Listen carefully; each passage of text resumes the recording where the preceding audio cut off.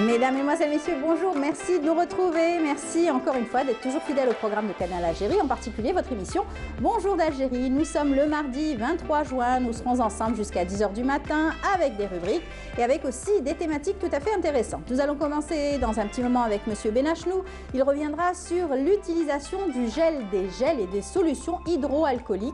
Quelquefois, elles sont peut-être mal fabriquées, mal solutionnées et ça provoque aussi des allergies. Il nous en parlera et parlera aussi des gestes barrières qu'il faut absolument respecter. Nous allons parler aussi santé avec la chef département déchets d'activité de soins au niveau de l'Agence nationale des déchets. Elle nous parlera donc de comment est-ce qu'ils traitent les déchets hospitaliers et comment ils sont incinérés. Donc ce dossier va être ouvert avec notre représentante de l'AND, l'Agence nationale des déchets. Nous allons aussi parler des feux de forêt, bien entendu cette campagne qui est menée en ce moment même, un plan de lutte contre les incendies de forêt. C'est la pleine saison, il commence à faire chaud et surtout le mercure s'affole. Donc nous allons voir avec notre représentant de la gestion et protection des incendies de forêt pour nous parler bien sûr de ce plan donc, de sauvegarde et surtout de lutte. Également avec Nessiba qui fait son grand retour, elle nous parlera dans sa rubrique Mosaïque aujourd'hui d'une belle exposition. Elle sera accompagnée de Dokman, il sera là sur notre plateau, l'artiste peintre Amor Lamine Idriss Dokman qui sera son invité. Voilà, c'est tout le programme qu'on a choisi pour vous. J'espère que vous allez passer un très bon moment en notre compagnie. Et puis on va commencer tout de suite avec le premier sujet, justement, le respect des gestes barrières au niveau des grandes surfaces. C'est un sujet signé Sid Ahmed Bouraoui.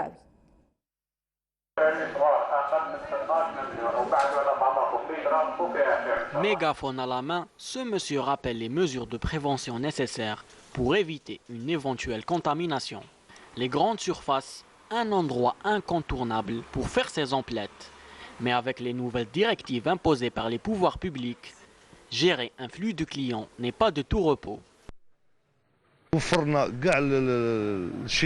a mis à disposition de nos clients tous les moyens nécessaires pour se protéger et protéger les autres. On offre une bavette à ceux qui n'en ont pas, on prend toutes nos précautions.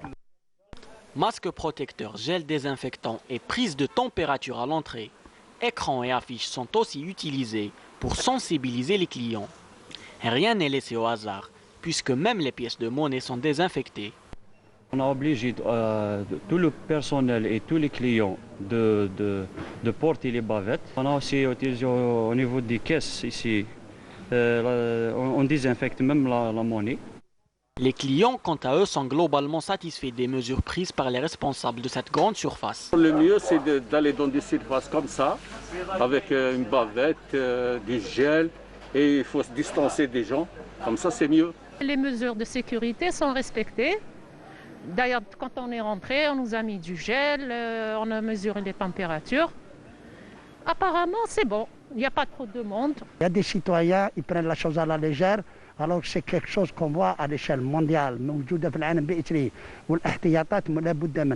Je prends l'exemple de la supérette. Eh bien, vous n'avez pas accès à la supérette si vous ne reproduisez pas les conditions. La bavette, vous passez par le couloir, il y a pratiquement le désinfectant. Vous avez aussi le gel. Et là, c'est un truc qui devient, je dirais, ça devient une tradition. L'Algérie se déconfine progressivement et la vie commence à reprendre ses droits.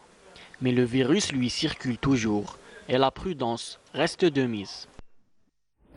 De retour sur le plateau, eh bien, il est là, il est parmi nous. On le reçoit comme à chaque fois avec grand plaisir, le mardi et le vendredi matin dans Bonjour d'Algérie. Monsieur Benachnou, bonjour. Bonjour, Sabah al-Khair. Puisque vous me recevez avec grand plaisir, moi j'ai plaisir à être parmi vous, parmi l'ensemble du personnel, les caméramans, les camérawomen, tout ça. Non, mais il y a une ambiance familiale. Voilà, une belle ambiance en tout cas dans l'émission et dans le studio de Bonjour d'Algérie des Canal Algérie. C'est important. Alors, on va parler justement de ces gestes barrières, on va parler aussi de ces gels et surtout, plutôt, que vous aimez dire, les solutions hydroalcooliques. Parce qu'il y a des mots que monsieur Benachnou n'aime pas. Alors, bavette, il ne faut pas citer bavette, il ne faut pas dire gel. C'est ça. Et que même. Voilà. Alors, on va se rattraper, on va dire les solutions hydroalcooliques. Oui, à l'origine, ce produit, là, liquide désinfectant, premièrement pour l'anecdote, c'est un médecin suisse qui l'a mis au point. Et tenez-vous bien, ce médecin suisse, s'il m'écoute, je le remercie. Et il a dit, je ne vais pas le vendre, je ne veux pas gagner de l'argent. Il a offert à l'humanité. C'est ça.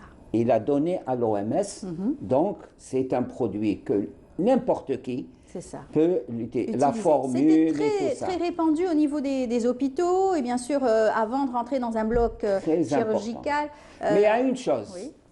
Je suis d'accord, tu as très bien dit. Je te dis, tu, professionnel, tu as très bien dit avant d'entrer dans le bloc chirurgical. Mais il ne faut pas oublier qu'il y a des étapes pour aller dans le bloc chirurgical. Surtout, se laver les mains selon un processus et un protocole très très strict. C'est important. Parce que dans le progrès contre les infections, parce qu'il y avait beaucoup de gens qui décédés, non pas par la après l'acte chirurgical, mais plutôt à cause des virus, des bactéries, des bactéries qu'on emportait, qu'on mettait dans le truc, et ça donnait... Les infections, ce qu'on appelle les infections nosocomiales. Nosocomiales. Vous savez, par exemple, que dans l'histoire, et c'est là, moi, où c'est important, je crois que nos médecins, dans leur formation initiale, la faculté de médecine, je ne dis pas l'institut, la faculté de médecine doit enseigner. Vous savez qu'il y avait en Autriche, dans une maternité, des femmes qui mouraient après avoir accouché. Mais c'était des chiffres effarants. On est arrivé à obtenir des chiffres contre les décès de ces parturientes lorsque le chef de service a imposé aux internes et au personnel de se laver les mains uniquement. Et alors, la courbe des décès a chuté énormément. L'hygiène est fondamentale. Et là, je trouve que c'est merveilleux, sincèrement, c'est le professionnel qui parle. Il y a un spot qui passe à la télé nationale. Comment se laver les mains, par exemple? Voilà, comment se laver les mains. C'est des processus qu'on doit... je crois qu'il faut projeter ça tous les quarts d'heure, toutes les demi-heures. On avait vu avec Nour Houda une vidéo vraiment explicative où on voyait comment est-ce que les résidus restaient, avec ces fameuses paillettes qui étaient destinées pour les enfants, pour leur expliquer comment bien se laver les mains, parce qu'avec les paillettes, ça restait encore. Voilà, parce qu'il y a ce qu'on appelle la procédure avant et après. Par exemple, si vous prenez mes mains maintenant, il y a des techniques pour les filmer, tout ça, pour mettre en évidence les microbes, dans le sens plus large, dans les mains. Après le lavage, comment il y a une chute du nombre de cette population de microbes. Je crois que c'est ça qu'il faut expliquer. Et l'utilisation de la solution hydroalcoolique, ça n'est pas elle la plus importante. Elle désinfecte. Mais il y a une base en médecine et en hygiène, on ne désinfecte que ce qui est propre. On ne désinfecte pas ce qui est sale. Ce qui est propre. On va se laver les mains avec le fameux savon de Marseille. Et qui, il paraît, ça n'est pas savon de Marseille. Il a été volé d'Algérie. Il se faisait à Bougie, et à Béjaïa, et on l'a volé, on lui a donné le savon de Marseille. Se laver les mains. Ensuite, on n'achète pas un savon parce que...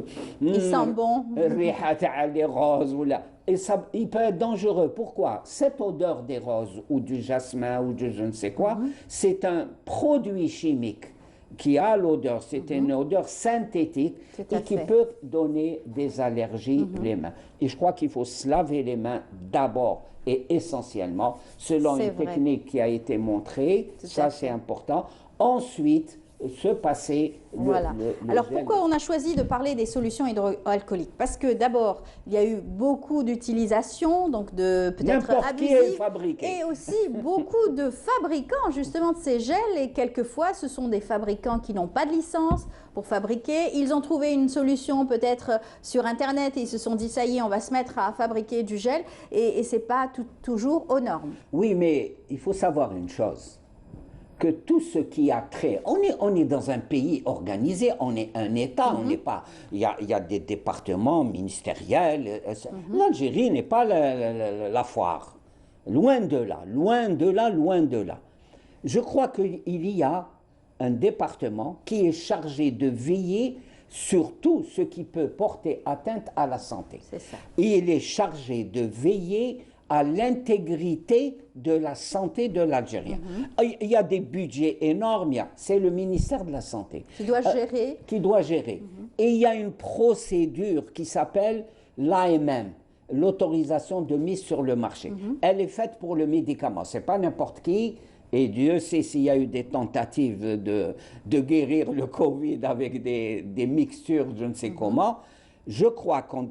Vous pouvez inventer n'importe quoi. Vous, le caméraman, peut venir avec une potion, dire « ça y est, j'ai découvert un traitement contre je ne sais quoi ».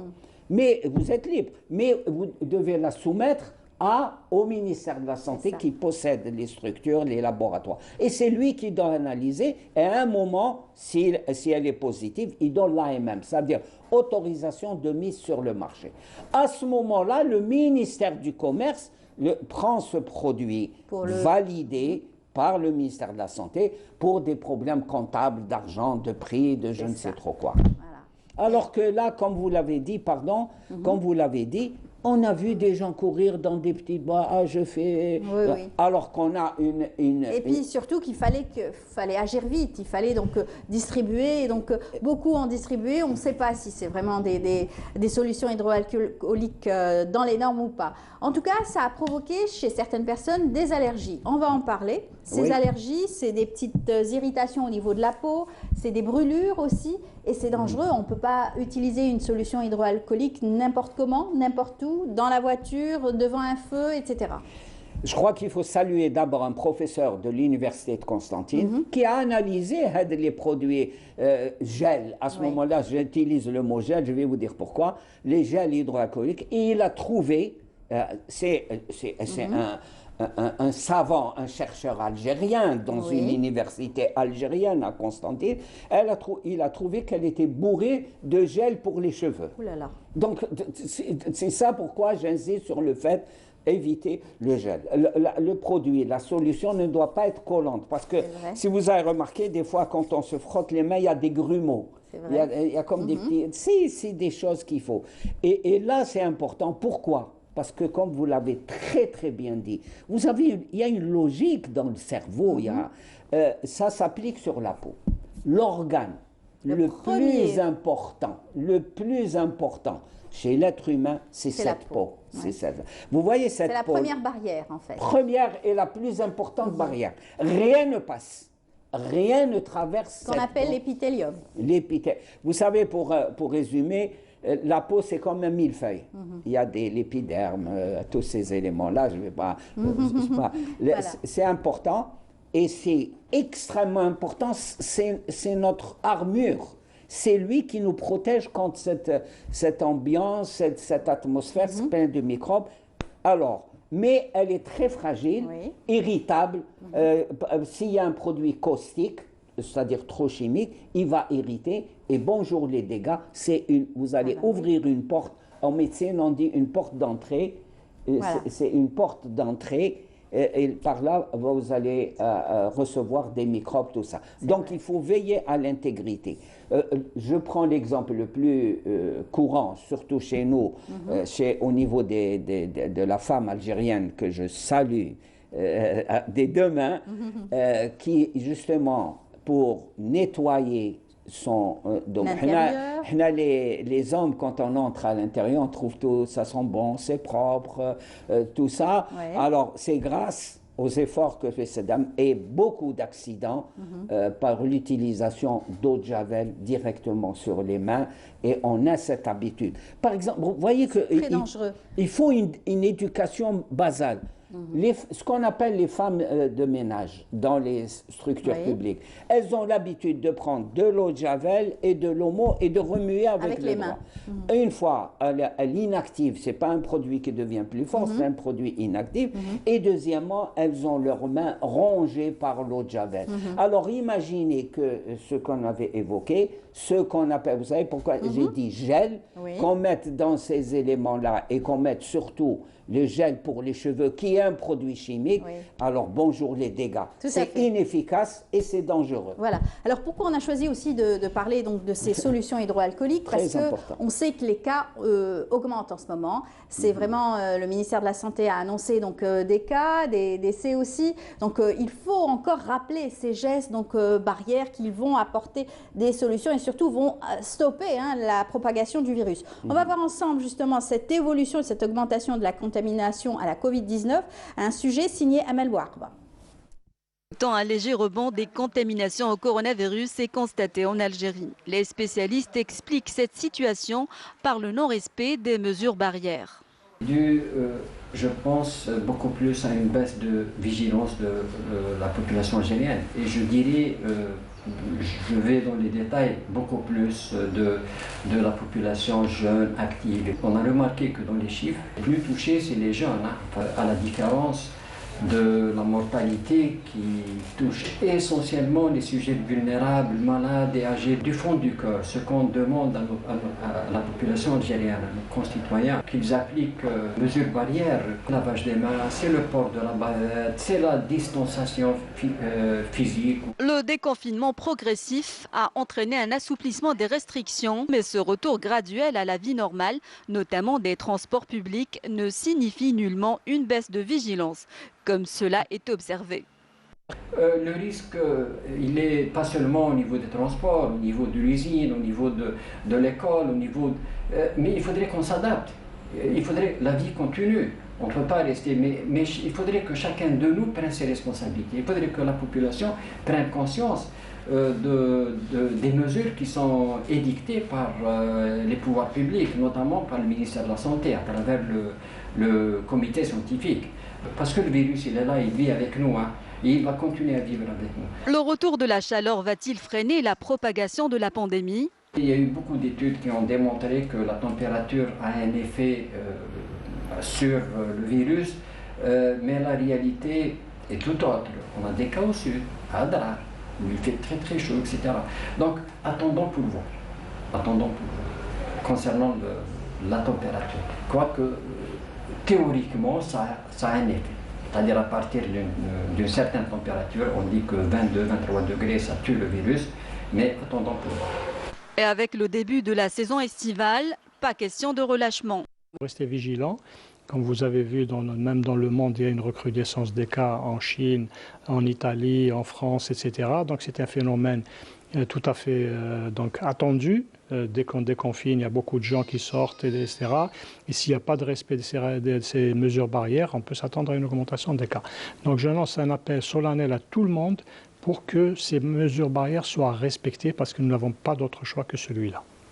Un seul mot d'ordre donc, le strict respect des mesures de prévention, afin d'éviter une recrudescence des cas.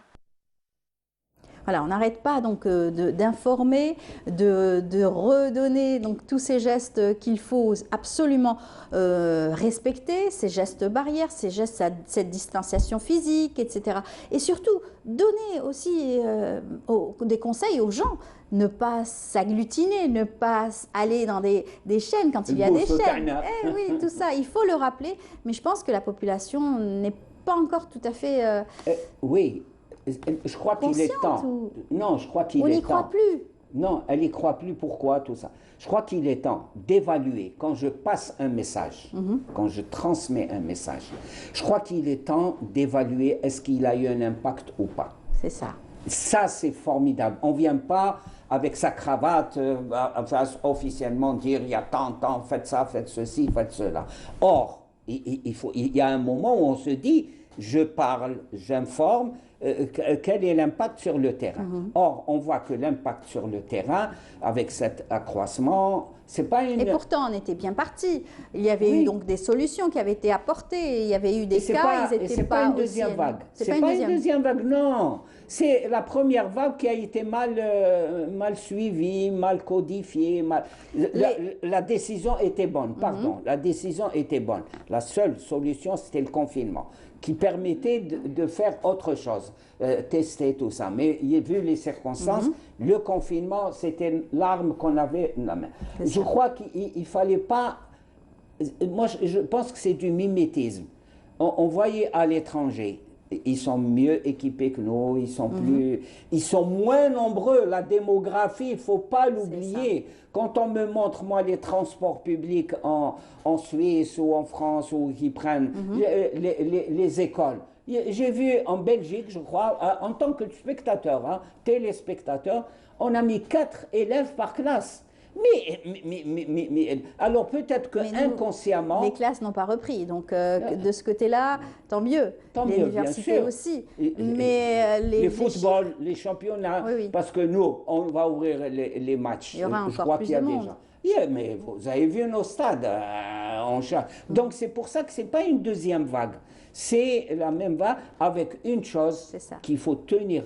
C'est les répercussions, bien sûr, de ce relâchement. Parce que ça a été un relâchement, aussi de la population aussi. Mais la deuxième vague, le plus important, c'est le fait que ce virus est diabolique et il possède un élément. Tous les virus le possèdent, mais celui-là, il peut muter. Tout à fait. Il peut muter. Donc, c'est que le confinement, avec, j'espère, et il y a un truc positif, une augmentation des tests de dépistage. Les tests de dépistage, c'est pour un truc.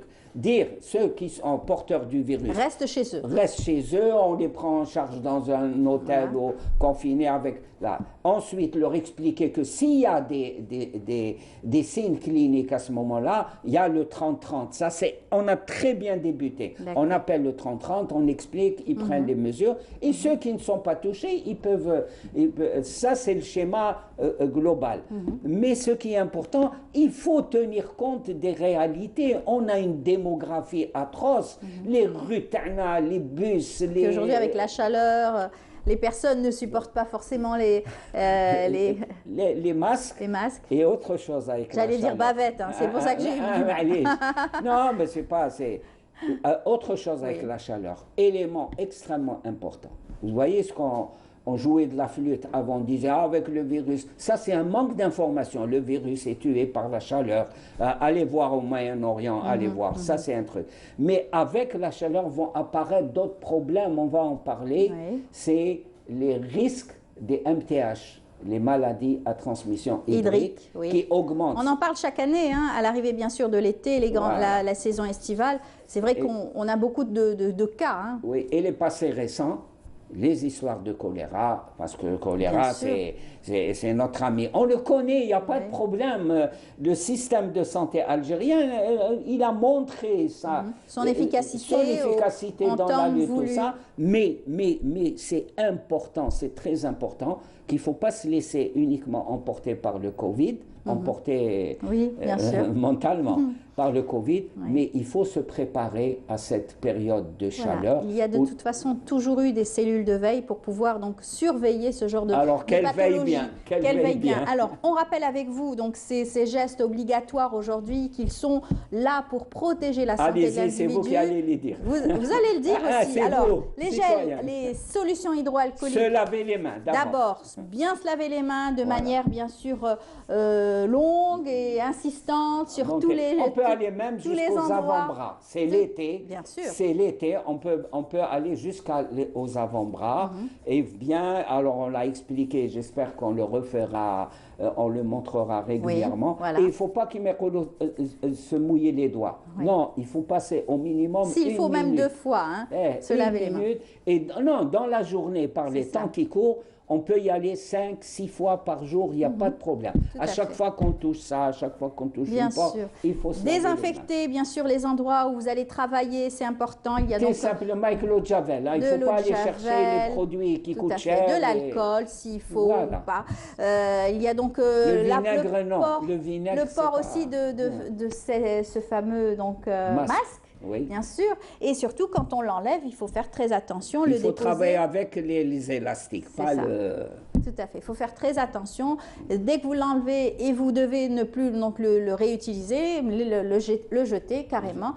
Et une chose, évitez d'être trop proche. Bien sûr. Même si vous êtes attiré par une belle personne. 1 mètre donc de distance. Moi, je suis pour 2 mètres parce qu'il y a certains qui disent 2 mètres. Chez nous, je crois qu'il faut insister un bon éloignement, donc, une bonne distance. Pour moi, c'est 2 mètres. évitez d'aller dans les bains de foule et évitez d'aller, quand vous voyez des chaînes, n'y allez pas. Essayez de revenir une autre fois et voilà, c'est ça, hein, pour faire attention, pour se prémunir. On en parlait. Les grandes surfaces, où beaucoup plus c'est un Ils ont lieu... fait énormément d'efforts en tout cas. Hein. Oui, on les ça salue, vient hein, de la population, ça vient des gens qui... Est-ce que ce qu'on dit là, c'est ça, est-ce que ce qu'on dit là, les autres, moi, tout ça, ces conseils, ces spots à la télé, quel impact ont-ils sur ces gens-là? C'est ça qui me travaille, moi, maintenant. Voilà, on est arrivé à la fin de notre débat autour de l'utilisation des gels et solutions hydroalcooliques. J'espère en tout cas que vous avez donné tous ces conseils nécessaires aux téléspectateurs qui nous suivent ce matin. Merci beaucoup, Monsieur Benachnour. À votre service. On sait que vous êtes très occupé aujourd'hui. Vous avez une journée bien chargée. Je dois partir. On va vous laisser repartir. Donc, on se retrouvera dès vendredi, Inch'Allah. Moi, quand on m'invite, c'est avec plaisir que je viens ici. J'attends qu'on m'invite pour le plaisir que ça procure. Eh ben, c'est très gentil, en tout cas. Merci pour tous vos conseils. On continuera, bien sûr, dans le domaine de la santé. Dans un moment aussi, on parlera aussi à art avec notre amie Nassiba. Eh bien, on va commencer tout de suite avec ce portrait. Et donc, un portrait de deux amatrices de peinture. Un sujet signé Sarah Derbel. On se retrouve juste après.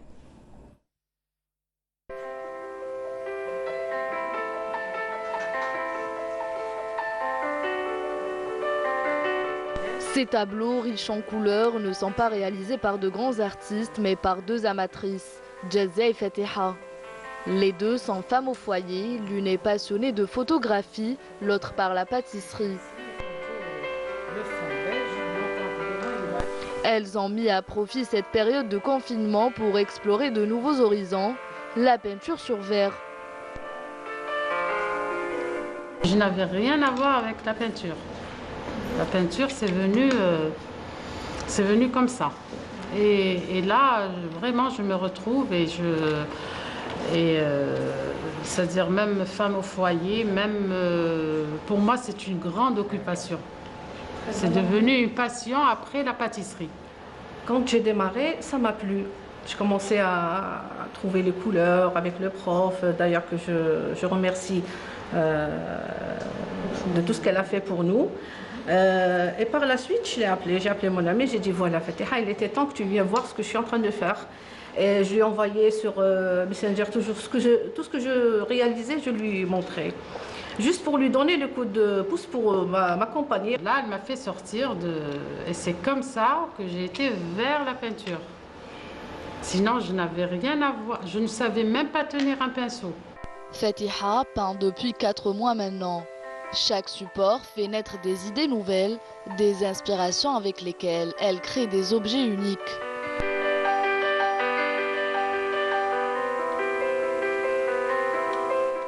Comme vous avez vu ici, et j'ai plein de cadres qui sont... C'est mes coups de cœur que j'adore. Et chaque cadre, je lui ai donné un nom. Et vraiment, là, c'est devenu vraiment ma passion. Vraiment, alors en tenant le pinceau, j'ai des idées. Même si cette période de confinement n'a pas toujours été de tout repos, ces mamans ont su retourner cette situation exceptionnelle et parfois source de stress en leur faveur et en tirer le meilleur. J'essaie de faire ressortir ce que j'ai au fond de moi. Le ton de couleurs qu'il y a aussi, ça me permet de voyager aussi à travers ces couleurs et ça détend aussi. Ouais. Et c'est une thérapie extraordinaire. Et je conseille à toutes les femmes, et pourquoi pas les enfants qui sont à la maison, avec les mamans, apprendre à faire par exemple du dessin. Il n'y a pas d'âge. Il n'y a pas d'âge pour apprendre. Pour apprendre, il n'y a pas d'âge. Il n'y a pas d'âge pour apprendre. Il n'est jamais trop tard pour découvrir de nouvelles passions. Une devise adoptée par ces deux artistes en herbe. Pour elles, c'est là que réside le secret de la réussite. De retour sur le plateau et on l'accueille comme il se doit, Nassiba qui fait son comeback à travers donc sa rubrique Mosaïque dans Bonjour d'Algérie. Bonjour Nassiba. Bonjour Amel, bonjour à vous tous, ravie de vous retrouver. Voilà, après bien entendu ce confinement, qui a duré et puis surtout qu'il n'y avait pas beaucoup d'activités, il n'y avait pas d'activités culturelles et surtout les expositions. Et là, on a un plaisir. Tout à fait, réouverture de la galerie Mohamed Al-Hassim. Et notre ami Amoride Islamine Dokman expose. Bonjour. Bonjour. Bienvenue parmi nous. Merci d'être des nôtres ce matin. Vous exposez à la galerie Mohamed Al-Hassim. Réouverture de la galerie. Reprise. Elle a démarré 2 jours avant le corona. Elle a été interrompue. Elle a été interrompue à cause de ce qu'on est en train d'endurer. Et là, elle vient de reprendre. Et la vie reprend. Et bien sûr, la vie continue. Comme vous disiez, vous n'avez pas cessé, vous, de peindre. Au contraire, bien au contraire. Ça a été l'occasion pour vous d'avoir plus d'inspiration. Tout à fait, et ça pousse la personne à travailler et on a plus de temps, donc on reprend des vieux travaux, de la récup, une réflexion artistique dans la tête, des sujets qu'on est en train de voir à peu près, et le choix du matériel, et puis voilà, et c'est une façon aussi d'avoir de nouvelles idées aussi. Absolument. Alors cette mini rétrospective se déroule actuellement à la galerie Mohamed Al-Hassim.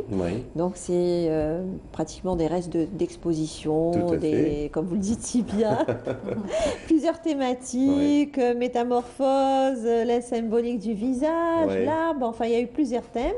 C'est des petites séries comme ça qui vont rester de certaines expositions. D'ailleurs, j'ai eu plaisir à redécouvrir des œuvres que j'ai eu l'occasion de voir dans d'autres expositions. Puisqu'on sait que vous êtes très prolifique. Oui, alors au fait, une petite rétrospective, parce que si on le fera d'une façon un peu plus sérieuse, plus professionnelle, ça prendra un temps fou, parce qu'il faut contacter tous les gens.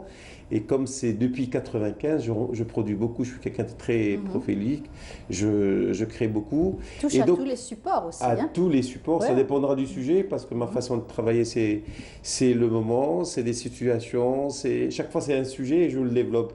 Et donc, automatiquement, le support change, la technique change, d'après l'idée et d'après le message que j'ai envie de passer. Plus de 80 œuvres exposées à la galerie Mohamed Al-Hassim. Tout à fait, il y a 80 œuvres, ça touche différents formats, différentes techniques. Et en même temps, pour montrer à mes clients, les gens qui aiment l'art, comment l'artiste il évolue, comment il travaille. Plus on travaille, plus on évolue. En fait, c'est comme dans l'écriture, comme dans le cinéma. C'est pas qu'une œuvre par année où on est un artiste. Un artiste, c'est le travail. Quand on voit l'histoire de l'art et les grands maîtres de la peinture, c'est des gens qui ont énormément travaillé. Et donc, c'est à partir du travail. Picasso, par exemple. Picasso, Gustave Klimt, Ishi Hakem et d'autres grands peintres algériens du monde arabe et africain et européen. C'est le travail. Et surtout avec leur identité, leur performance artistique. Pour beaucoup, ils ont marqué par leur performance aussi. Tout à fait. Et plus on travaille, plus on évolue, plus on trouve le fameux style. Parce que le style, ça ne vient pas d'un seul coup. Il y en a qui s'enferment d'un seul coup dès le premier jour, il y a d'autres non. C'est en faisant des recherches.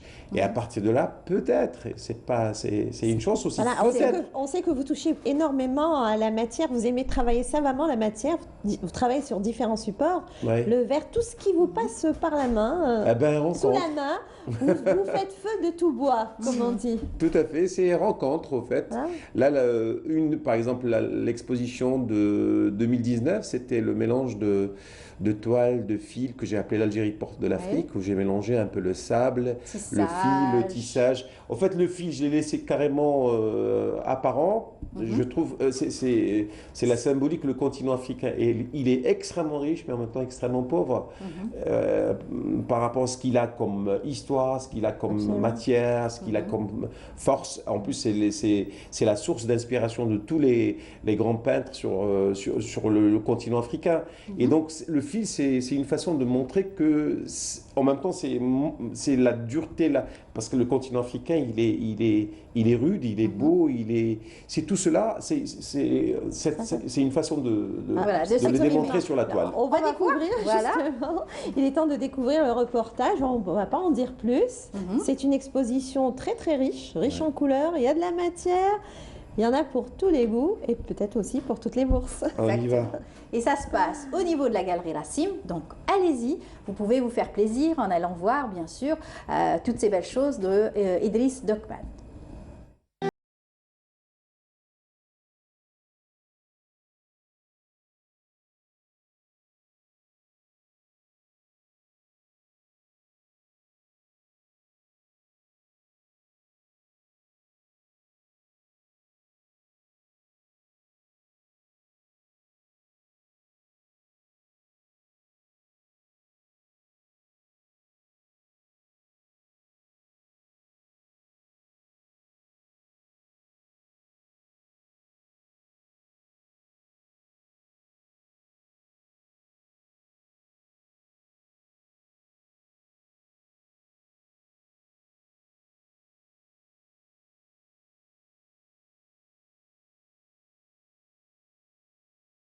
80 œuvres de différentes périodes à partir de 95.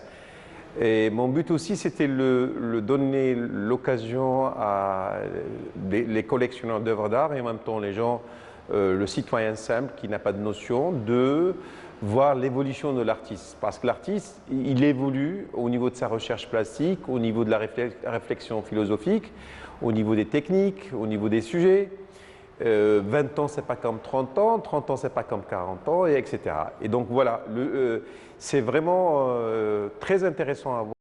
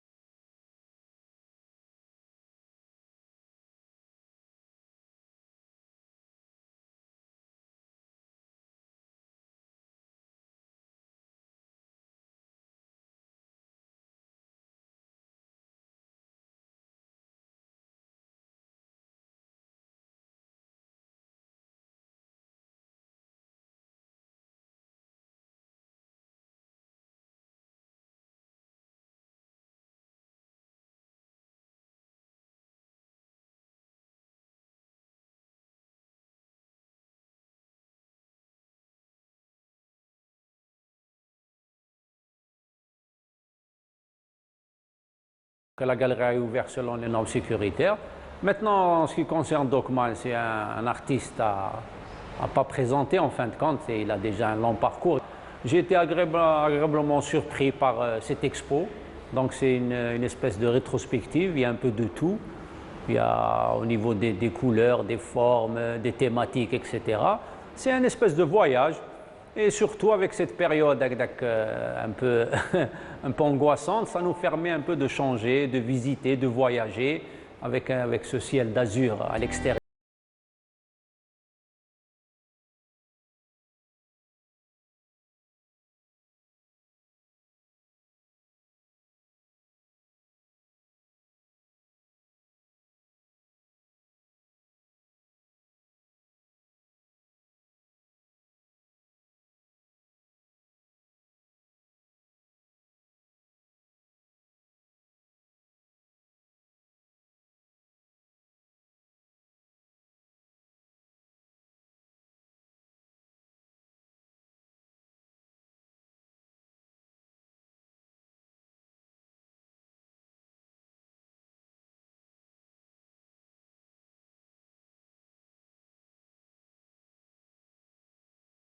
Exposition, un beau voyage grâce à vous, grâce aussi à notre invité. L'artiste aussi, un artiste, je dirais, au parcours riche, imposant, aux références bien établies aujourd'hui.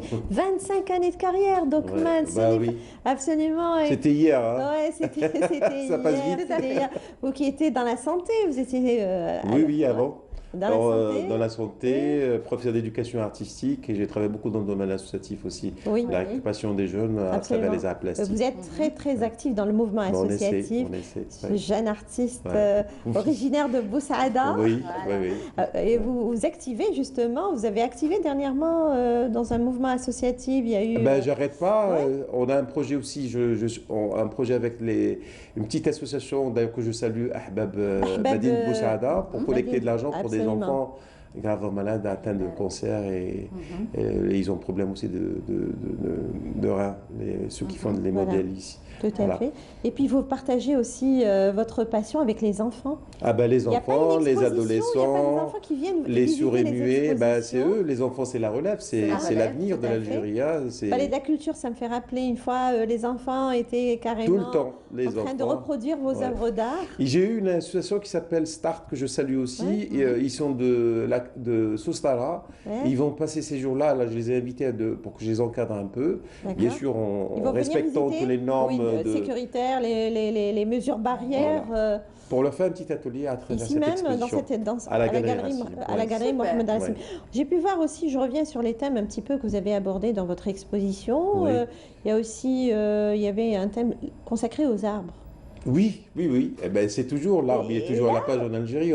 C'est indispensable l'arbre. On est un pays de soleil, ça tape un peu sur la tête. Donc c'est très important l'arbre quand même.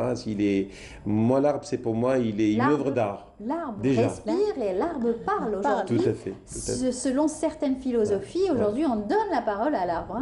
Et vous avez travaillé avec les enfants, justement. On a travaillé avec les enfants. Comme un artiste s'inspire de l'arbre, l'arbre, pour moi, c'est une œuvre d'art. Puis après, quel est son rôle?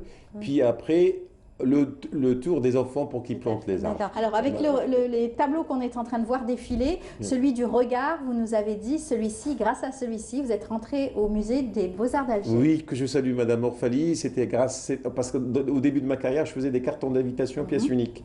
Puis après, ces petites cartes, je les ai encadrées. Et ça, pour donner un peu l'opportunité à la petite bourse pour qu'ils puissent acquérir des petites œuvres d'art. Voilà, et c'est sur le regard. Des petits formats. Et en parlant de formats, justement, dans cette exposition, alors il y a des petits formats, des moyens formats et des grands formats. Où vous êtes vraiment éclaté dans le mal. Vous avez donné libre cours à votre créativité, je dirais. Et en même temps, est-ce que l'artiste il peut sortir du format bien précis? Parce que chaque format a son charme, a sa force, a sa dimension. Parce que quand on travaille sur un petit format, c'est un plaisir, mais quand c'est un grand format pour moi, on s'éclate. Il y a plus de liberté de gestuelle. Et chacune de vos œuvres d'art raconte en fait sa petite histoire. Oui, tout à fait. Puis il y a aussi une autre œuvre, c'était une belle expérience que vous avez partagée avec Djahida Ouadef lors d'une exposition. Oui, il y a même, que je salue, il y a même deux œuvres qui sont travaillées. En fait, sur la même œuvre, il y a deux signatures, deux artistes qui travaillent sur la même œuvre. C'est une très très grande aventure avec Djahida Ouadef que je la salue.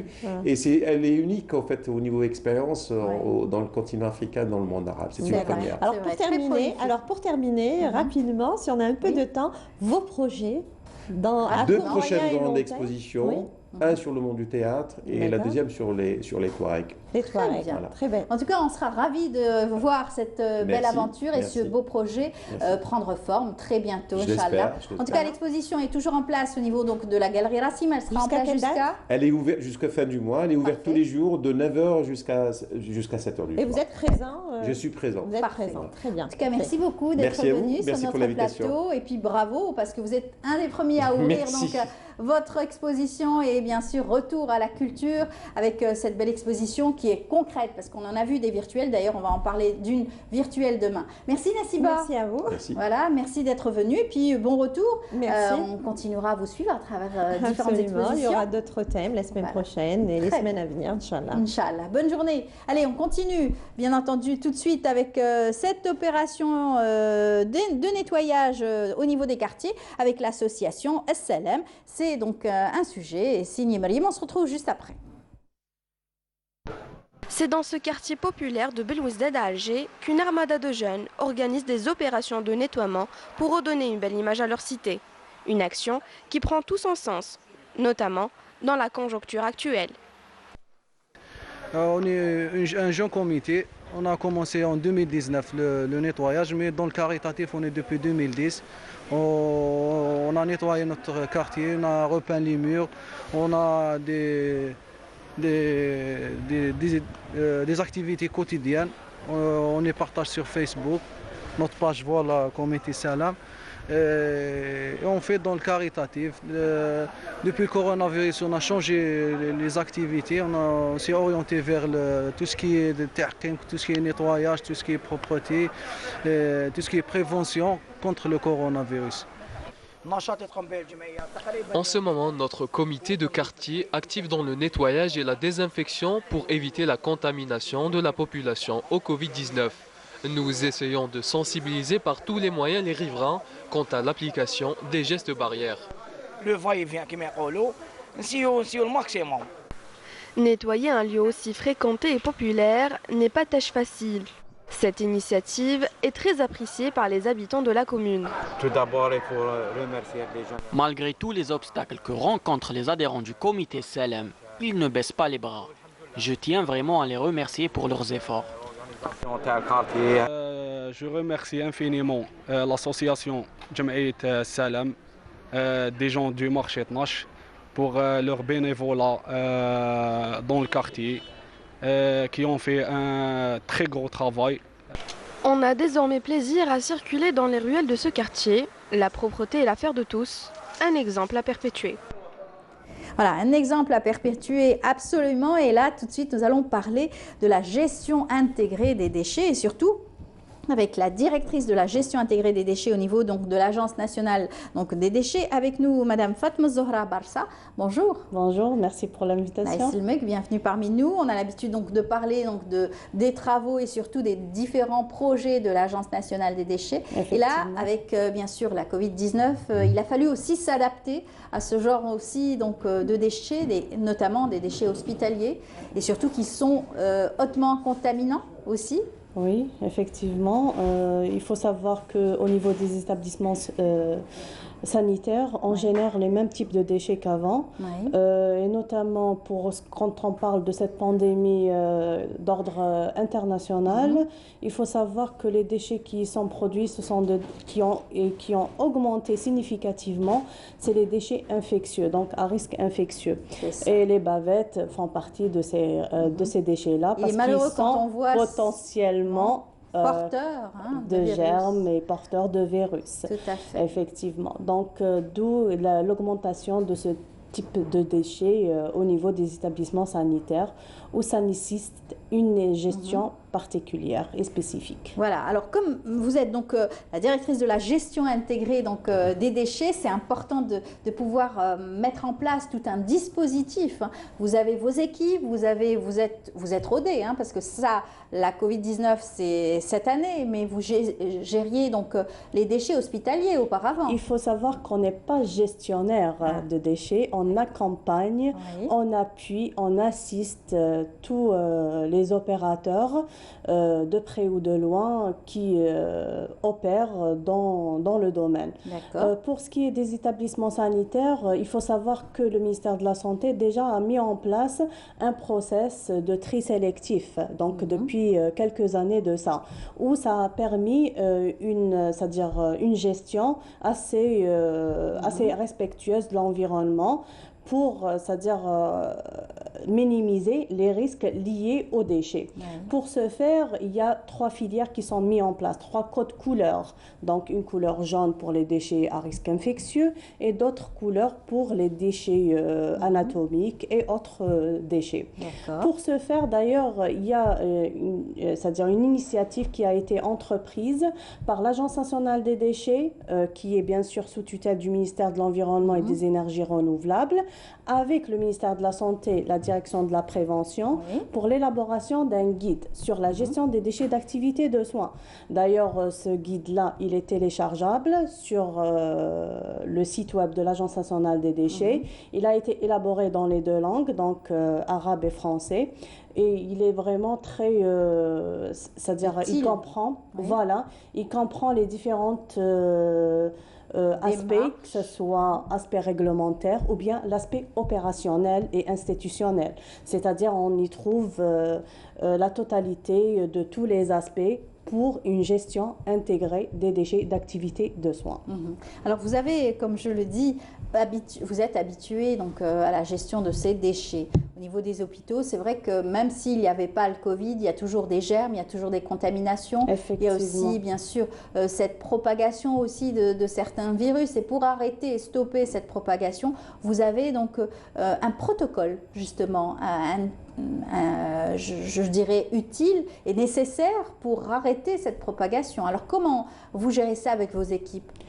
Justement, comme je l'avais dit, on est beaucoup plus accompagnateur et appui.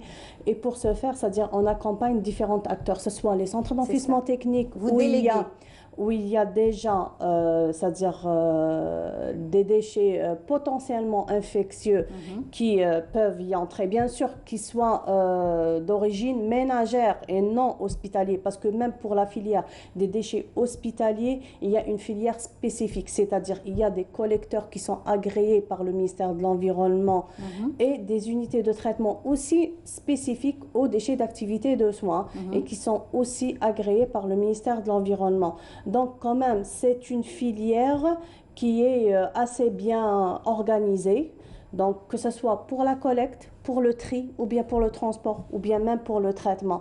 Donc quand même, il y a plusieurs composantes pour une gestion intégrée des déchets. Alors pour revenir aux déchets d'activité de soins, où c'est-à-dire la quantité de déchets a nettement augmenté pendant cette période de pandémie, voilà, donc les premiers chiffres pour les premiers mois, mars et avril, il y avait une hausse de l'ordre de 20 à 30%.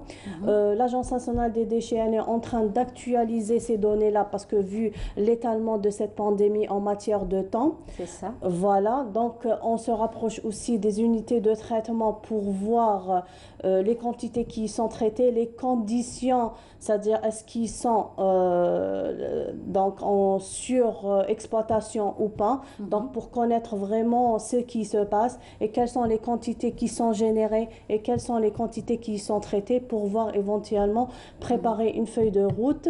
Bien sûr que le ministère va valider. Voilà, exactement. Alors, expliquez-nous concrètement, donnez-nous des exemples. Par exemple, donc, les soignants, les aides-soignants, etc., quand ils ont leur tenue, ils travaillent avec, quand ils les enlèvent, ils les jettent. Ils les jettent dans un endroit spécifique aux déchets d'activité de soins à risque infectieux. C'est-à-dire il y a un contenant, par exemple, quand on utilise les bavettes et les tenues de prévention et tout ça, ils sont mis dans des sacs jaunes qui sont bien fermés. Habituellement, c'est-à-dire ils sont mis dans des points de regroupement, c'est-à-dire à l'intérieur de l'établissement sanitaire. Mais maintenant, c'est-à-dire à travers les campagnes de communication et tout ça, il y a lieu de redoubler de vigilance et notamment, c'est-à-dire doubler le sac par exemple, bien le fermer, augmenter les fréquences d'enlèvement, c'est-à-dire si l'opérateur de collecte venait une fois par jour ou bien tous les 48 heures, il y a lieu de faire des passages plus fréquents afin de minimiser les risques et aussi tout ce qui est aspect nettoyage, et stérilisation, que ce soit des moyens de précollecte, notamment des bacs et autres, et les points de regroupement, bien évidemment, qui sont à l'extérieur du bâti. Voilà, alors ça, pour ce qui est donc des habits, des vêtements qui pourraient être potentiellement infectifs, et plutôt infectieux, etc. Il y a aussi les personnes qui sont porteurs donc, de ce virus, les malades, donc les décès aussi. Donc toutes ces personnes toutes ces personnes qui ont infecté les lieux, par exemple, vous allez aussi passer pour les désinfections? Il y a une procédure qui est interne à l'établissement lui-même. Donc on a remarqué que les établissements sanitaires aussi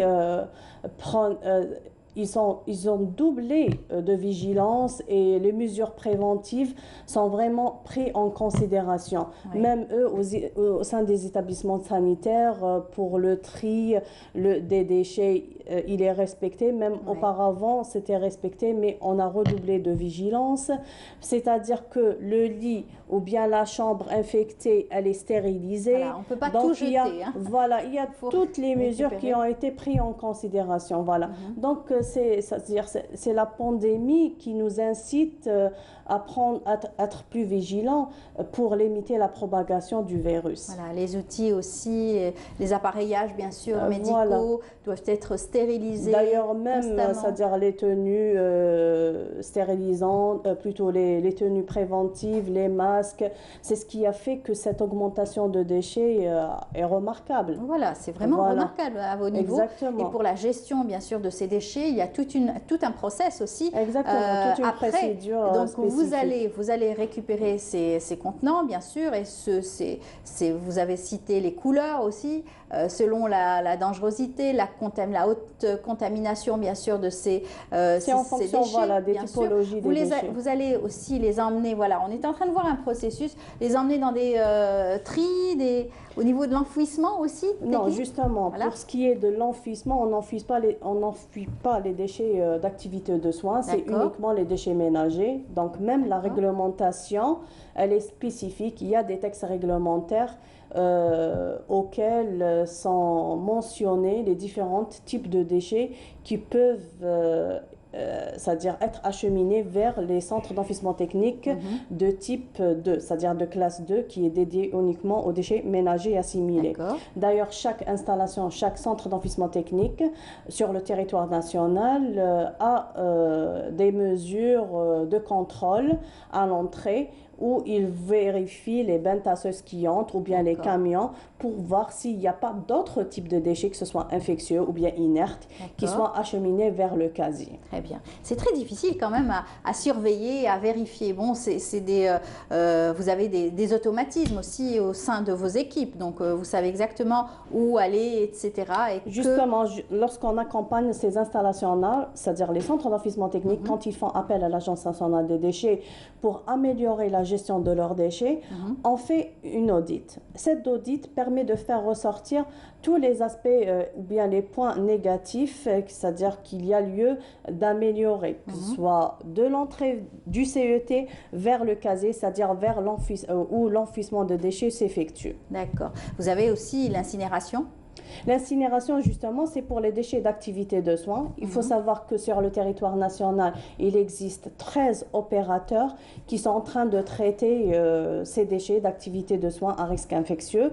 Ils sont enfouis à une température qui dépasse 800 degrés pour éliminer tous les germes potentiels, voilà, et pour limiter les risques. En dehors des installations de santé, plutôt les établissements de santé, qui disposent in situ d'incinérateurs ou de banaliseurs. De chaque hôpital, hein, c'est ça? Pas automatiquement, mais voilà, au niveau des... Non, c'est-à-dire depuis longtemps, il y a des établissements sanitaires qui disposent déjà d'installations ou d'incinérateurs, mais par moment, ces installations-là, soit sont en rebut, c'est-à-dire ils sont assez vieux, donc qui ne sont plus en marche, ils ne sont plus opérationnels, il y a lieu de les remplacer, ou bien d'autres qui sont en marche et opérationnels, mais c'est-à-dire que certains établissements ne disposent pas de ces équipements-là, d'où ils font appel à des opérateurs de collecte, de transport et de traitement des déchets d'activité de soins. Alors, ce qui a changé par rapport à vos anciennes pratiques, bien sûr, avec la pandémie, cette pandémie, c'est surtout cette recrudescence et surtout cette fréquence de collecte de ces déchets hospitaliers. Exactement. Donc, vous le faites plus régulièrement et rapidement pour éviter cette propagation, cette stagnation. Les opérateurs de collecte font la collecte plus fréquemment afin d'éviter la propagation du virus d'une part, mais d'autre part aussi, c'est-à-dire pour ne pas encombrer le point de regroupement, vu qu'il y a un accroissement des quantités de déchets, donc on ne peut pas se permettre aussi que le point de regroupement déborde ou bien qu'on trouve les déchets un peu partout. C'est ça. Vous avez déjà vécu une situation qui se rapproche à cette situation de pandémie de Covid-19 ?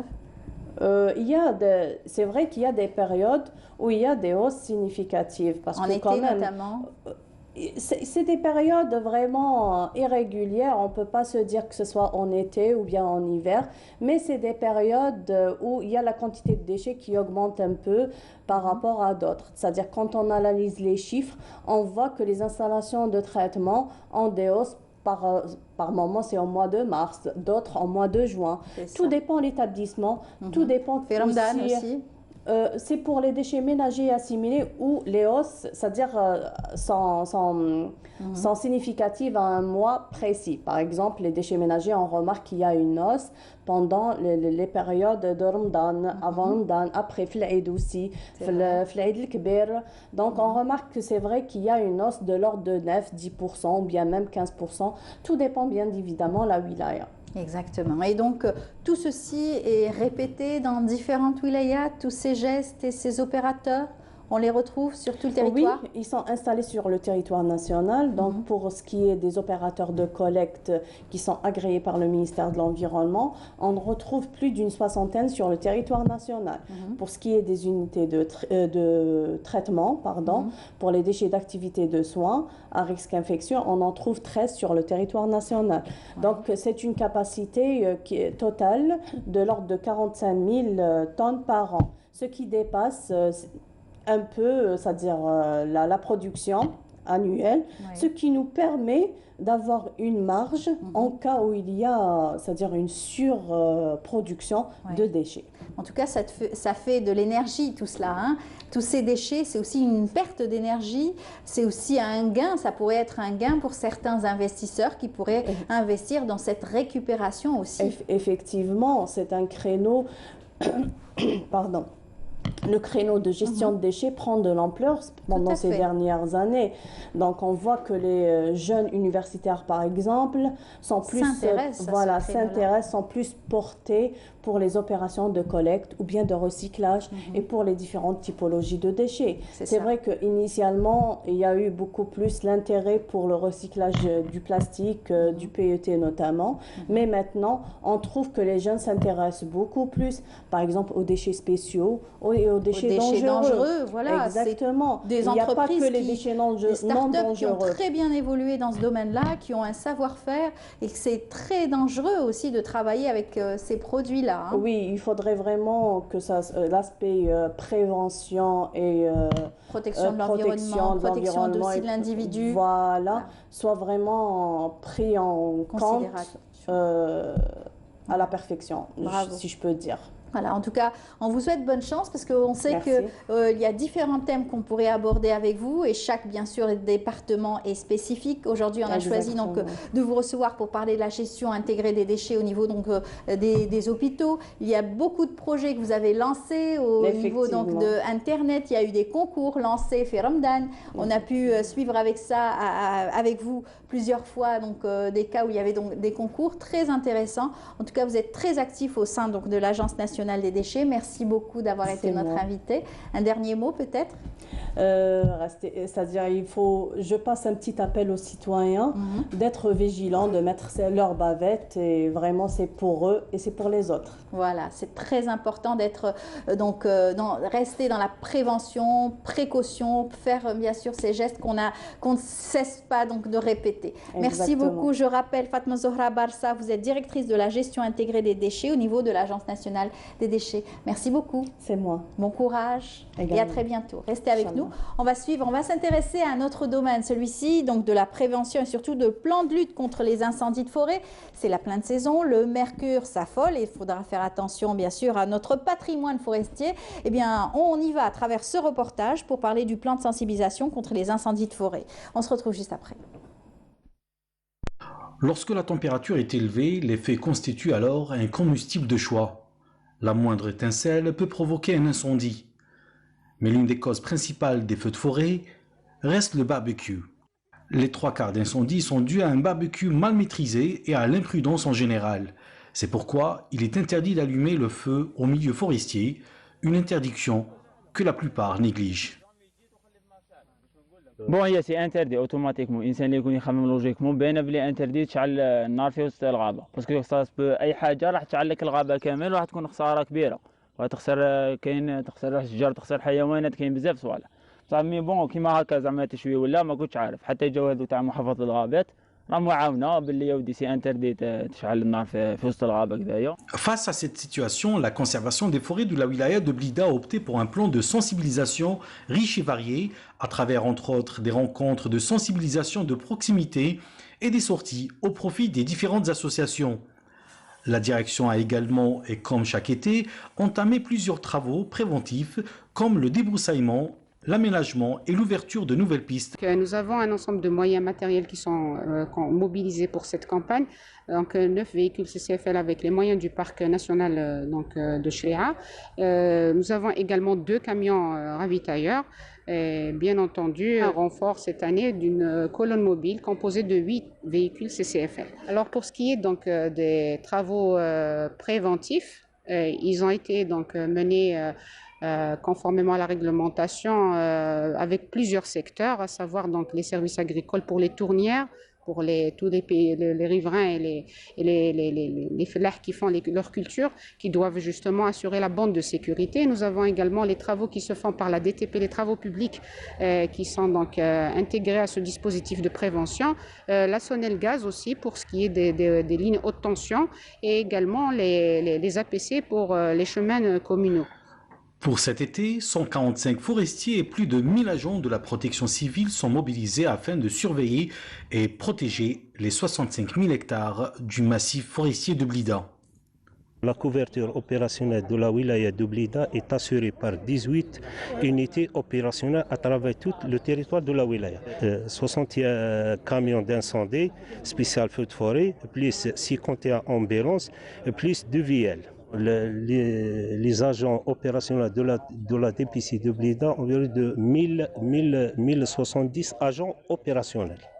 Rappelons que rien que pour l'année 2018 et 2019, la wilaya de Blida a enregistré 182 incendies et plus de 470 hectares brûlés.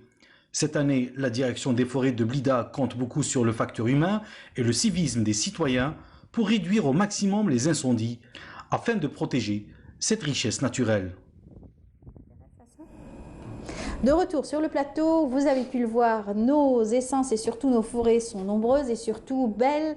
Il faut pouvoir savoir les préserver, préserver aussi son état naturel et surtout sa faune et sa flore. Eh bien, nous allons parler donc des feux de forêt avec Monsieur Rachid Ben Abdallah. Bonjour. Bonjour. Bienvenue parmi nous. Merci pour l'invitation. Là, vous êtes chef de bureau préservation, prévention et lutte contre les incendies de forêt. Oui, voilà. Marhaba bik, au niveau de la Direction Générale des Forêts, vous êtes là avec votre tenue, la tenue qui montre un petit peu votre appartenance à cet organisme et surtout vous êtes là à veiller tout au long de l'année, hein. Pas uniquement l'été, mais c'est vrai que l'été, on redouble de vigilance pour ce qui est donc des départs spontanés, avec la chaleur, avec l'augmentation de la température, avec bien sûr la négligence de certains bien sûr visiteurs donc des forêts, c'est cela? Oui, c'est ça. Donc, nous, je vais vous donner le bilan des incendies de forêt. Durant la période du 1er au 22 de ce mois de juin, il a été enregistré 115 foyers d'incendie, avec une superficie parcourue par le feu de 215 hectares. Donc, 37% en forêt. La formation forestière. Donc, le deuxième, c'est 41% en maquis et 22% en broussailles. Soit 5 foyers d'incendie par jour. Et chaque incendie d'une superficie d'1 hectare 52 arts. Voilà. C'est énorme parce que justement, il faut surveiller les départs de feu. Il faut surveiller ces départs de feu et vous n'avez pas suffisamment de moyens techniques et surtout de moyens humains sur le terrain. Et ce qui n'a pas facilité les choses, c'est justement le Covid-19 aujourd'hui, avec peut-être le personnel qui a été réduit. Réduit, même on a participé à la prévention lutte contre le Covid-19 avec 2400 agents. Oui. Avec 280 camions citernes feu de forêt, on l'a utilisé, et 1500 pompes dorsales. Voilà. Donc, voilà. Pour lutter contre les foyers, bien sûr, infectieux. C'est ça. Donc, on a été aussi sur les zones d'ombre, pour la distribution des denrées alimentaires aux familles diminuées. Aussi, pour les incendies de forêt, la superficie de 210 hectares, donc une seule wilaya on a eu presque 48%, c'est la wilaya de Tipaza. Wow. Avec 26 foyers. Ouais. Donc, en deuxième position, c'est la wilaya de Bdjaïa avec 16 hectares 50. La wilaya de Tipaza avec presque 95 hectares. Et la troisième wilaya, c'est la wilaya de Sidi Blabbas avec 15 hectares. Alors, pourquoi autant de chiffres sur ces wilayas? Est-ce qu'ils sont beaucoup plus fréquentés par la population? Est-ce que c'est des départs de feu spontanés ou carrément d'ordre criminel? Non, pour la wilaya de Tipaza, c'est des mises à feu, c'est des forêts privées. C'est des gens qui habitent là-bas. Ils voulaient brûler peut-être. Brûler pour avoir plus d'espace. D'accord. Donc, on s'est déplacé, on a vu dans nos propres yeux, c'est-à-dire la propagation et les dégâts. Concernant les causes des incendies de forêt, donc généralement, c'est l'homme, c'est l'auteur principal de soit volontairement, soit d'ordre criminel. Non, imprudence. Imprudence. Généralement imprudence. Négligence, c'est ça. C'est la cigarette, c'est les barbecues, c'est les feux. C'est les débris de verre aussi qui peuvent aussi prendre spontanément avec le soleil. Oui, c'est ce qui a jeté les débris de verre, c'est l'homme. Bien sûr. Ouais. Donc, soit volontairement, c'est pour la génération de parcours ou c'est pour faire des brûlés contre les attaques des sangliers, pour protéger la culture. C'est ça. Alors, c'est vrai que, puisque vous avez fait forêt, il y a donc différentes strates dans une forêt, et c'est ce qui fait la richesse de cette forêt, la strate arborée, herbacée, etc. Et donc, pour lutter contre les feux de forêt, en général, il y a une campagne de désherbage en général. Oui, je vais vous donner un chiffre. On est 4 100 000 hectares de superficie forestière. Oui. Donc, après 1 400 000 forêts et 2 400 000, c'est du maquis. Oui. Donc, sur les superficies forestières, on a presque 70% des résineux. Oui. Vous connaissez bien les résineux, c'est des porteurs. Oui, c'est les essences inflammables. Exactement. Il y a certains arbres, justement, qui ajoutent l'inflammation. Oui, c'est ça. Donc, pour cela, on a une stratégie pour la protection de notre patrimoine. Donc, c'est les principaux axes, on a 6 axes dans ce qui concerne la législation et réglementation. Oui. Le deuxième, c'est le point d'organisation. Donc, chaque wilaya, il y a un plan feu de forêt. Oui. Donc, il y a aussi l'installation des comités opérationnels de wilaya et comités opérationnels de daïra et les comités opérationnels communaux, donc en bas. On a aussi la sensibilisation. On fait de la sensibilisation. Troisième point, on fait de la sensibilisation. Depuis le 25 octobre, on a fait, mais il y a la chose qui a freiné un peu ou qui a ralenti un peu cette sensibilisation, c'est la pandémie. Donc, oui. Tout à fait. Mais maintenant, on a repris avec notre collègue de la Direction générale de la protection civile, c'est des caravanes. Il y a quelques collègues qui font de la caravane. Donc, mais on est là pour reprendre. Tout à fait. Et sensibiliser, parce que c'est vrai que l'été, qui dit été, on a toujours eu des feux de forêt, qu'on le veuille ou non. Oui. Il y a eu des épisodes au niveau international où carrément des hectares et des hectares ont pris feu, des milliers d'hectares et des décès, qui ont détruit des patrimoines forestiers incroyables. Il y a eu à Los Angeles, il y a eu au Portugal aussi, en France, en Italie, en Espagne, voilà. C'est vraiment, ça fait vraiment de la peine de voir tout ce patrimoine forestier, en plus perte humaine. Avec bien sûr prise de risque de la protection civile aussi. C'est ça. Et le quatrième, c'est les travaux préventifs. Donc aussi la pandémie a ralenti un peu les travaux. Oui. Donc vous disiez tout à l'heure qu'il y a d'autres structures qui font ça. Bien sûr. Ça a repris, je pense, ces jours-ci. Oui, ça a repris. Par exemple, la DTP. Donc il y a des routes qui passent qui longent les forêts. Donc les accotements font le déboursement des accotements des deux côtés.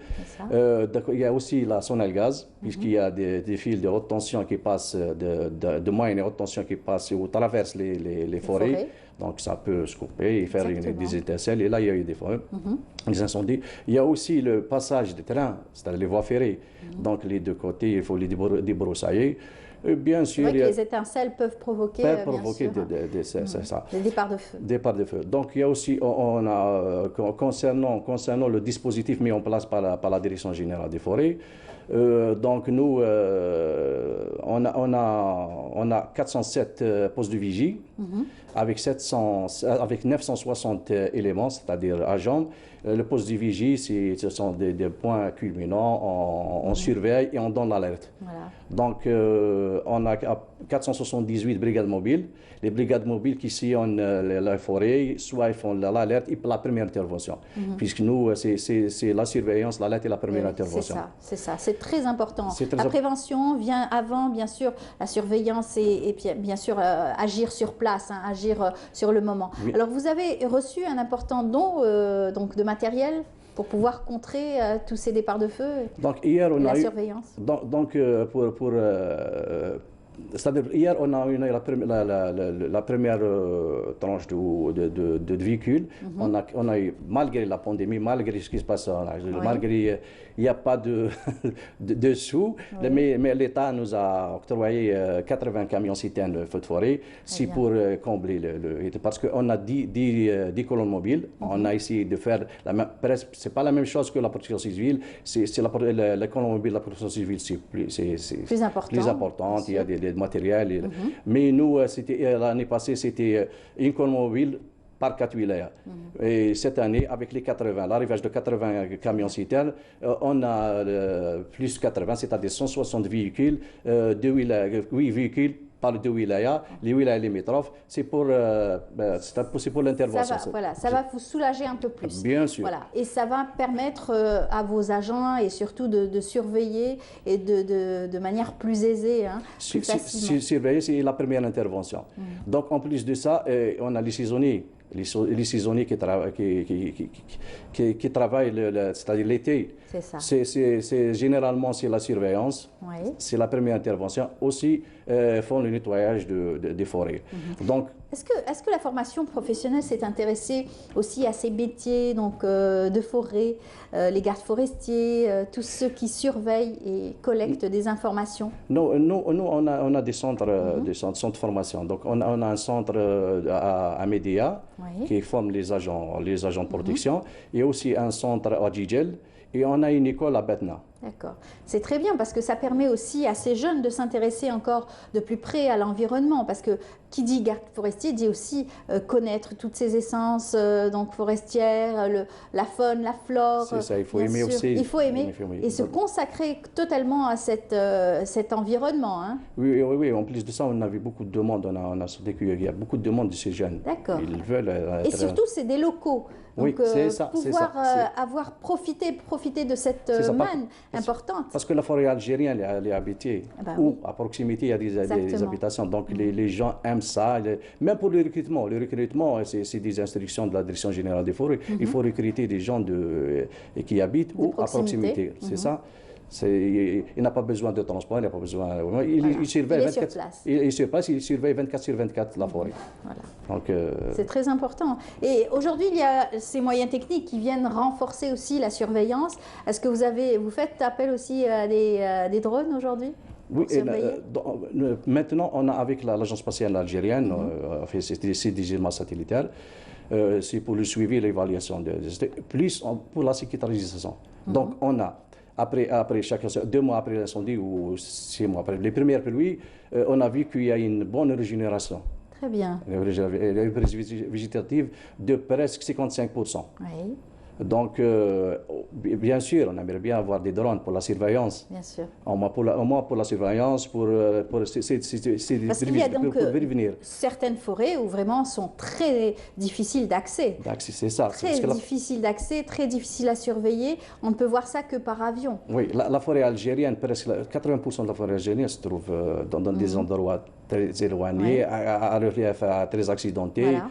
Donc, c'est vraiment très difficile d'être ou de pénétrer ou Donc, c'est ça. Et en plus de ça, on est en train de faire quelques projets pour l'utilisation des drones, parce qu'il y a un Algérien qui fabrique un jeune Algérien qui fabrique les drones. Oui. Et pouvoir équiper donc toute votre direction. Oui, c'est ça. En plus de ça, il y a les applications. Les applications, c'est les smartphones ou les tablettes. C'est pour le suivi, peut-être pour la détection des feux. Donc, on est preneur. On est en plus de ça, on est en contact avec les startups pour faire ces choses-là. Donc, déjà, on est sur un projet maintenant et peut-être, Inch'Allah, il y aura d'autres. Tout à fait. La surveillance doit être régulière et accrue. Vous avez parlé tout à l'heure des résineux qui sont porteurs aussi de feu, ils s'enflamment rapidement. Vous avez donc des lieux précis où vous connaissez bien sûr chaque forêt, qu'est-ce qu'elle comporte comme variété d'arbres. Donc vous savez exactement où il faut surveiller davantage? Bien sûr, comme j'ai dit tout à l'heure, il y a le plan feu de forêt. Donc chaque wilaya a son plan feu de forêt. Il y a aussi, chaque wilaya a sa carte de sensibilité au feu. C'est ça. Donc le peu de moyens qu'on a, on ne va pas l'utiliser comme ça. On va surveiller là où il y a la sensibilité, là où il y a une forêt sensible, on met le dispositif nécessaire pour combler au vide.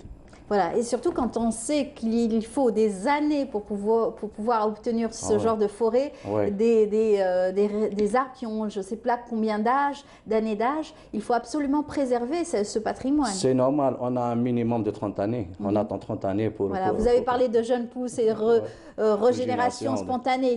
Il y a une régénération spontanée, heureusement, mais il y a aussi la présence de l'homme et donc l'intervention de l'homme pour ce qui est donc la plantation encore de nouvelles essences. Bien sûr, nous on intervient s'il n'y a pas une régénération naturelle, donc on intervient. Donc généralement, cette année, on a planté presque 11 millions d'arbres. Wow. C'est-à-dire 11 000 hectares. Donc, c'est-à-dire la campagne 2020-2021, on doit atteindre les 43 millions d'arbres. Oui. C'est important, surtout que cette année, on vient de fêter et célébrer la journée internationale de lutte contre la désertification. La désertification, on ne parle pas que du sud, on parle aussi des agglomérations, de l'urbanisme qui prend un peu plus de place aujourd'hui. Laisser un petit peu de place pour la nature. C'est ça, mais maintenant, on passe à l'action. Donc, on doit planter là où il faut et les espèces qu'il faut. Exactement. Alors, les espèces qu'il faut aujourd'hui, qu'ils se régénèrent facilement, qui poussent facilement, qui grandissent aussi rapidement. Rapidement, en plus de ça, qui résistent au feu. C'est ça. Donc, c'est plus. Par exemple, l'eucalyptus, c'est un arbre qu'on retrouve assez commun, on retrouve un petit peu partout, qui pousse très rapidement, qui est majestueux et qui a un ombrage extraordinaire. C'est-à-dire, surtout ce qui nous intéresse plus, c'est les feuilles qui résistent un peu. Les feuilles résistent un peu plus que les Par exemple? Par exemple, les chênes verts, les chênes à farès. Donc, c'est ça. On a peut-être, je vais dire qu'on a changé un peu de politique pour... Il n'y a pas que le pain d'Alep, mais surtout, on a vu que le pain d'Alep, c'est des essences qui sont inflammables. Donc, pour les plantations, on a changé de stratégie. C'est de planter des plantations rapides et qui résistent. Exactement. En tout cas, vous avez trouvé aussi d'autres initiatives pour pallier aussi à la production. Donc, toutes ces essences, vous trouvez aussi une main-d'œuvre intéressante et surtout ces essences qu'on peut utiliser dans le commerce. Oui, bien sûr, surtout les plantes médicinales. Il y a beaucoup de demandes. Il y a eu des formations au sein de la Direction générale des forêts. Oui, il y a eu des formations. Ce qui est donc de cette nouvelle manne à utiliser absolument. Oui, parce que la population, c'est-à-dire l'Algérien préfère que les choses naturelles donc c'est pour ça qu'ils se sont convertis, sur cette l'exploitation de certaines espèces et essences, notamment le lentisque qui aujourd'hui prend une ampleur aussi, la production de lentisque et plein d'autres résineux qui pourraient être d'une manne intéressante pour l'économie du pays, les chênes-lièges, le chêne-liège aussi. Parce une richesse inestimable, une richesse qui est peut-être qu'on la découvre, mais on la découvert déjà, mais peut-être maintenant on la découvre Donc, à partir de là, on peut comment dirais-je, faire une petite entreprise, voilà. une petite entreprise, légalement, pas pour couper ou faire dans une petite entreprise, de rien, et on peut avoir beaucoup de choses. Exactement. Eh bien, vous parliez de forêt, on va vous montrer une très belle forêt, c'est celle du côté de Khenchla, puisque notre ami Rahim Abdelaziz à chaque fois nous fait voyager à travers des forêts algériennes et qui sont majestueuses à travers leurs essences et les différentes variétés qu'elles recèlent. Regardez, on se retrouve juste après. La vaste et dense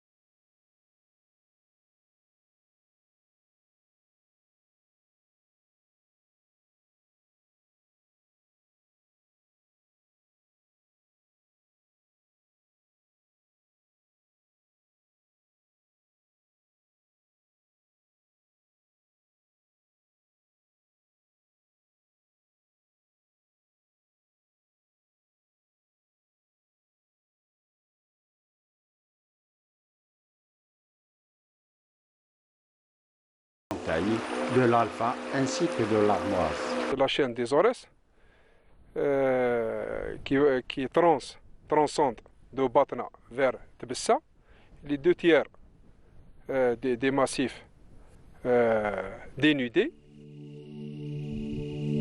Les massifs du Chélia et Ouled Yacoub narguent de haut la zone steppique. Là, on a pu voir ces essences de Khenchla, c'est le pin d'Alep, là où il y a un très riche couvert végétal aussi important. Oui, en plus de ça, la wilaya de Khenchla, aussi la wilaya de Batna, c'est presque la même forêt de Minimeloul. Et malheureusement, il y a un sous-bois. Voilà. Et c'est ça qui est dangereux, c'est les sous-bois. Les départs de feu peuvent venir de là. Oui, c'est ça. Donc, il faut nettoyer, mais ce n'est pas facile. C'est pas facile. On a vu, c'est escarpé, difficile d'accès. On peut y accéder par l'homme. Hein. Il faut marcher, il faut beaucoup marcher. Oui, il faut marcher. Même nous, on fait par exemple, on fait des ouvertures de pistes là. Donc, on a essayé de faire plus que ça, mais avec les restrictions budgétaires, donc c'est un peu. Mais on a une entreprise générale qui fait ces travaux-là. Donc, il y a des endroits où l'accès c'est très difficile, mais malheureusement, c'est l'accès est très difficile, mais pourquoi il y a un feu? Exactement, c'est que l'homme était là, était venu par là. Par là, il a trouvé un chemin. Il fait des kilomètres là pour brûler, mais malheureusement, c'est ce qui se passe. Voilà, et nuire malheureusement à la nature. Hein. Nuire à la nature, c'est-à-dire la faune, la flore, donc tout ça, c'est malheureux, mais on le vit chaque année. Exactement. Donc là, vous allez mener votre campagne, vous l'avez déjà commencé, et puis bon, ça a été interrompu. Là, vous reprenez avec ces gestes et surtout ce plan de préservation et de surveillance. Oui, nous, la campagne, c'est du 1er juin au 31 octobre. Donc en même temps, on surveille, on lutte et on sensibilise. Donc on ne s'arrête pas, donc on est là 24 sur 24. Le forestier, malgré les diminutions, les agents, on n'a pas beaucoup de personnel. C'est-à-dire que le départ, presque 30% du personnel qui est départ en retraite. Donc on a le problème. Mais Alhamdoulilah, on aime ça. En tout cas, bravo, vous avez un noble métier. Merci. Bravo pour ce que vous faites, parce que vous surveillez les départs de feu, vous surveillez aussi un peu tout, parce qu'il y a des coupes illicites de certains, donc il y a les maladies. Il y a les maladies, tout à fait. Donc on est là, on fait tout. Exactement. Yatikom Saha. Merci madame. Merci beaucoup d'être venu. Bonne chance à tous vos employés pour cette surveillance et surtout ce plan de lutte contre les incendies de forêt. Je rappelle, Rachid Ben Abdallah, vous êtes chef du bureau prévention et lutte contre les incendies de forêt. Merci madame, je vous en prie, merci. Voilà. On est arrivé à la fin de l'émission. Merci beaucoup de nous avoir suivis. J'espère que vous avez apprécié les thématiques abordées ce matin. On se donne rendez-vous dès demain, 8h30. Et puis bonne journée et bonne chance et surtout bonne journée à tous. En attendant demain. Allez, au revoir.